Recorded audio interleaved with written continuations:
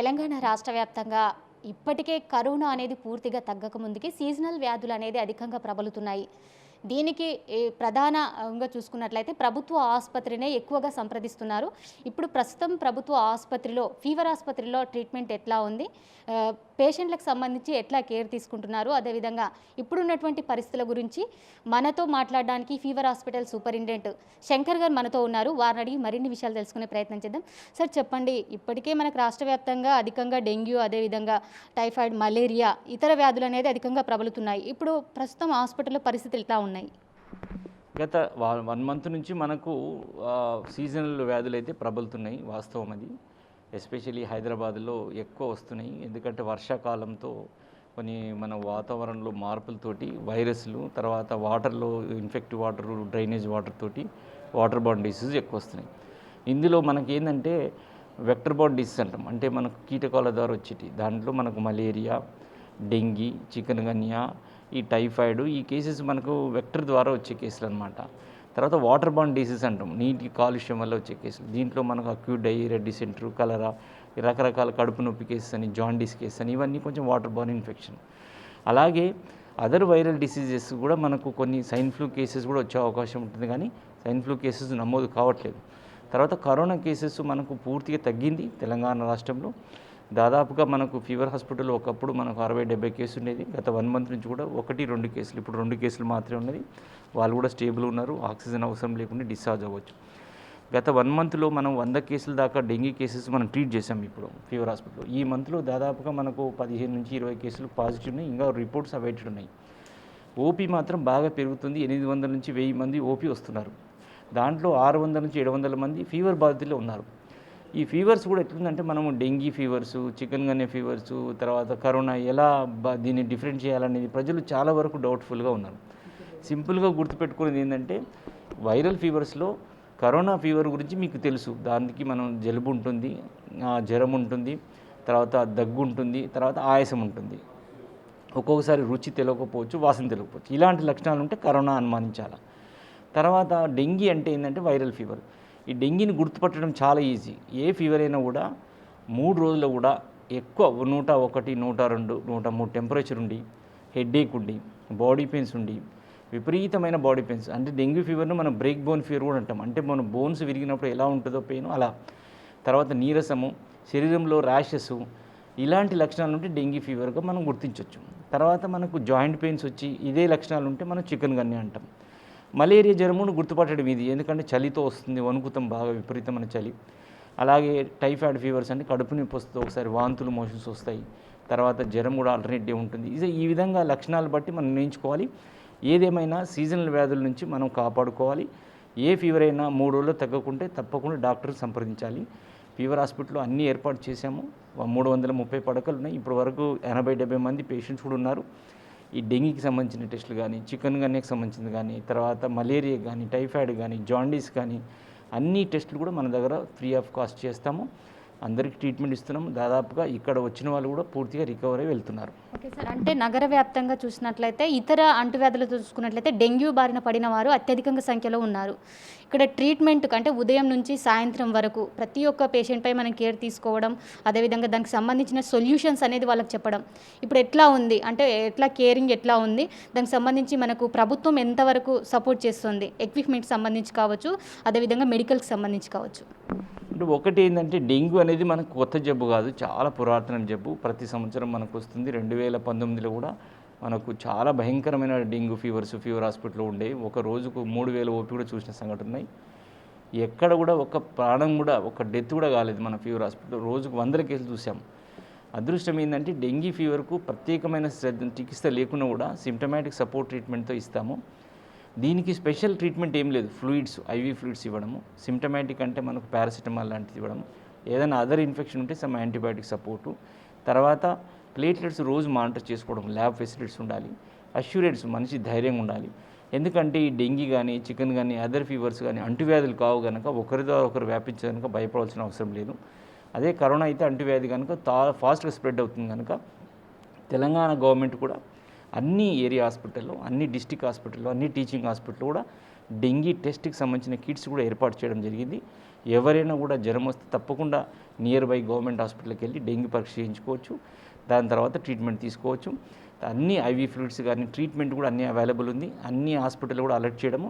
Already 24 హాస్పిటల్లో కూడా మనము ప్లేట్లెట్ సపరేషన్ మిషన్స్ కూడా అరేంజ్ చేశాము.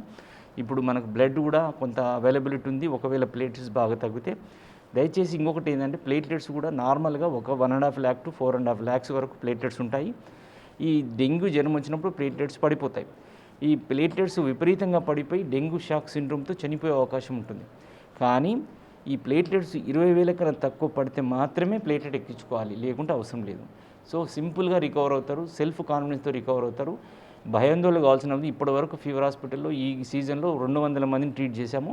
200 మందిలో 150 మంది ఇప్పటివరకు రికవర్ అయ్యి ఇంటికి కూడా వెళ్ళారు. ఇంకొక 30-40 మంది ఉన్నారు. వాళ్ళకు కూడా ఎవరికి ప్లేట్లెట్ అవసరం లేదు. మంచి ఫ్లూయిడ్స్ ఇస్తున్నాం, నార్మల్ డైట్ ఇస్తున్నాము. They are recovering. దయచేసి ప్రజలు ప్యానిక్ కావాల్సిన అవసరం లేదు. ఓకే సార్, అంటే ఇప్పుడు ప్రధానంగా చూసినట్లయితే చిన్న పిల్లలు దాదాపు 3 years 4 years 5 years ఉన్న పిల్లలకు కూడా డెంగ్యూ అనేది చాలా వరకు స్ప్రెడ్ అయిపోయింది. వాళ్ళకు ప్రత్యేకమైనటువంటి మన ట్రీట్మెంట్ ఎట్లా ఉంటుంది, వాళ్ళ హ్యూమినిటీ పవర్కి తగ్గట్టు మనం ఎట్లా ఇవ్వాలి వారికి?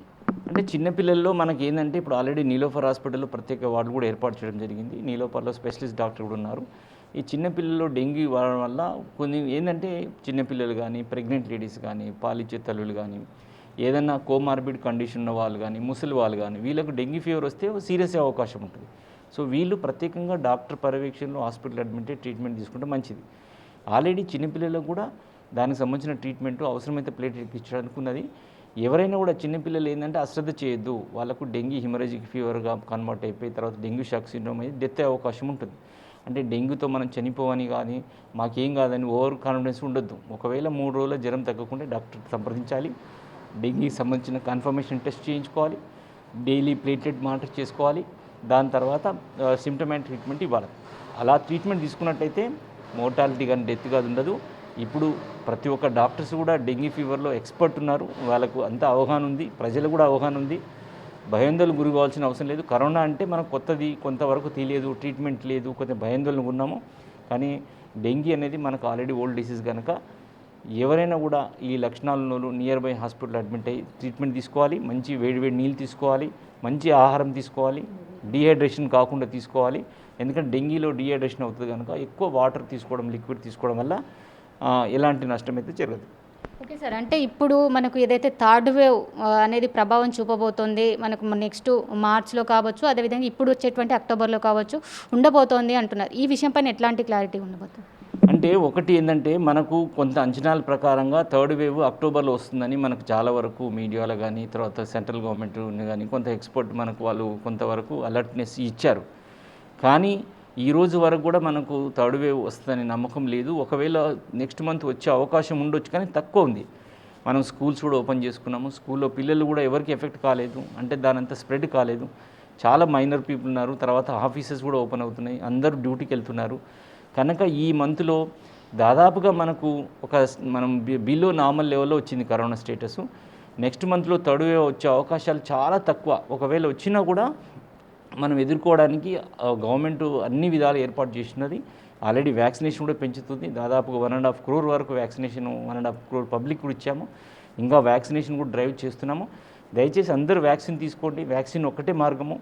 తర్వాత థర్డ్ వేవ్ వచ్చే అవకాశాలు ఉన్నాయి అనుకుంటే మాత్రము మన నెక్స్ట్ మంత్ ప్రజలకు ఒక్కటే మీడియా ద్వారా తెలియజేసేది అంటే ఇంకొక 1 month మనం మాస్కులు, సోషల్ డిస్టెన్సు, శానిటైజను ఈ 3 ఇంకొక 1 month మీరు జాగ్రత్తగా ఉండండి.